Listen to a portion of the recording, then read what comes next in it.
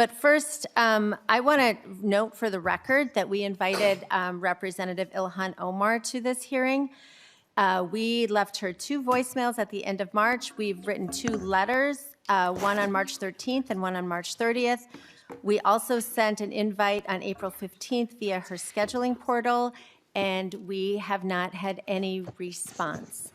And I do think it's very important to this discussion, and so I'm just going to reference why I wanted to bring her into this conversation, and I know my friends on the other side of the aisle are curious, but so there's a lot of talk in a lot of these reports about how the Feeding Our Future happened because guardrails were taken off the federal school nutrition program. And that is absolutely true. And the first time that happened was in March of 2020. And it was, sorry, I'm looking for the name of the law. But it was in the Families First Coronavirus Pandemic Relief Act, passed in March of 2020. A congressional hearing took a dramatic turn when lawmakers revealed that Representative Ilhan Omar was invited multiple times to testify about the Feeding Our Future fraud scandal, but never showed up. What followed was a heated debate over pandemic policies, accountability, and whether emergency COVID programs opened the door to one of the largest fraud cases in Minnesota history. The questions came fast, the accusations came faster, and the controversy is far from over. And one of the elements of that bill was something called the Meals Act, which was Representative Ilhan Omar's actual bill that she got incorporated into this larger coronavirus package. And that Meals Act is what took the guardrails down on eligibility, on using the meals no longer had to be consumed on site. They could be for a group, not for an individual. And so the Meals Act really is what loosened the guardrails on the whole federal nutrition program that led to the scandal we have seen that we now call Feeding Our Future, but was actually much broader than that. And these are serious questions that I actually have for her and her staff, and I will send a follow-up letter after this hearing because I hope that they will respond, because it really does matter for understanding how we got here. And so because she did not respond, I thought it would be good to play a video where she, in her own words, is talking about the Meals Act. And so in lieu of her testimony, we're going to hear from Representative Omar herself from a video that she recorded for Somali TV, and it will have subtitles so we can all understand it. And that was from the spring of 2020. You can play the video. Can you turn it up?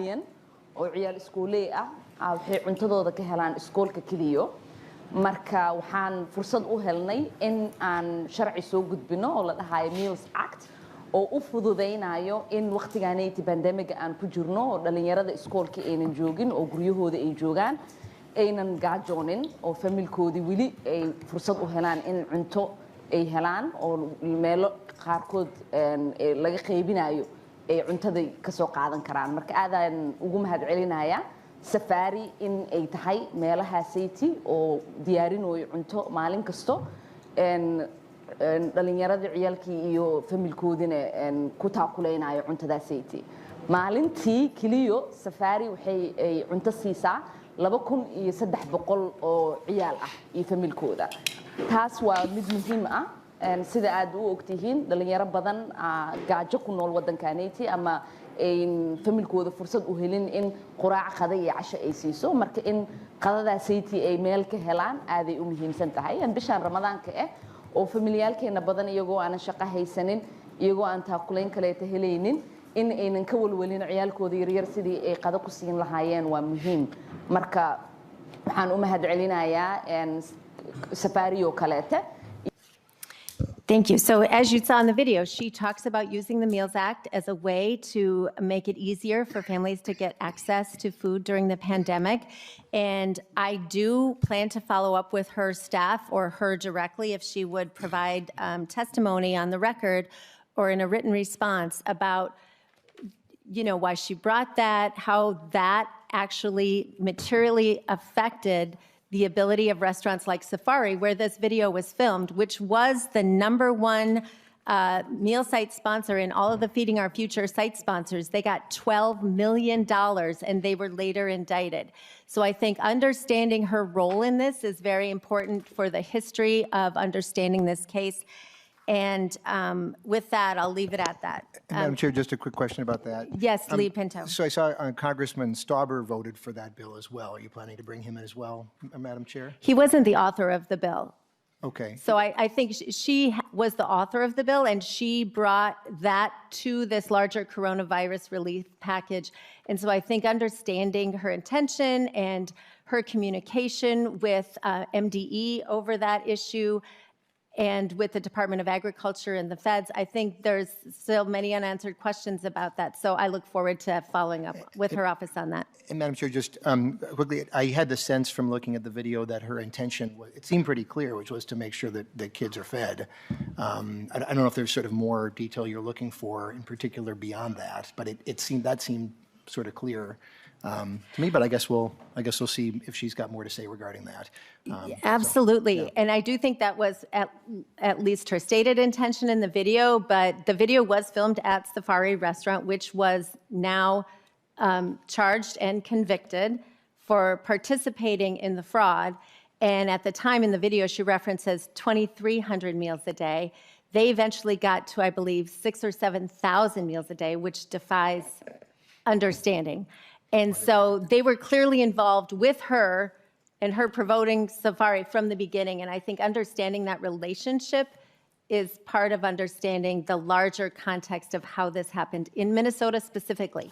Other states didn't see the level of nutrition fraud that we did.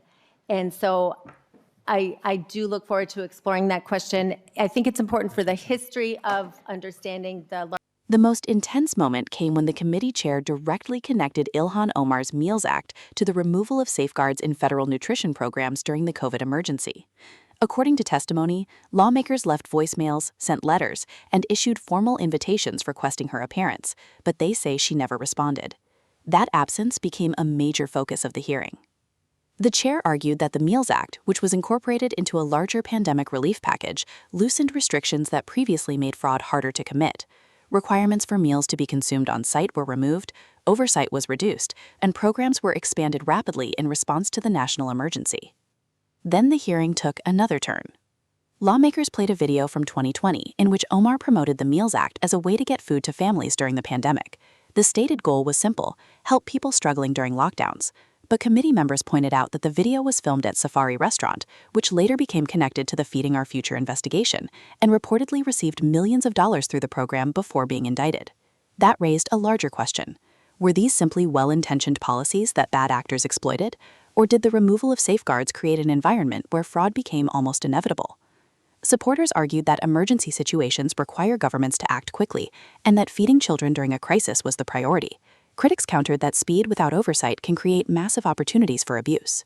As lawmakers debated responsibility, one thing became clear. This hearing was no longer just about fraud. It was about whether government leaders should answer questions when policies they supported become linked to major scandals. And with Omar absent from the hearing, many of those questions remained unanswered.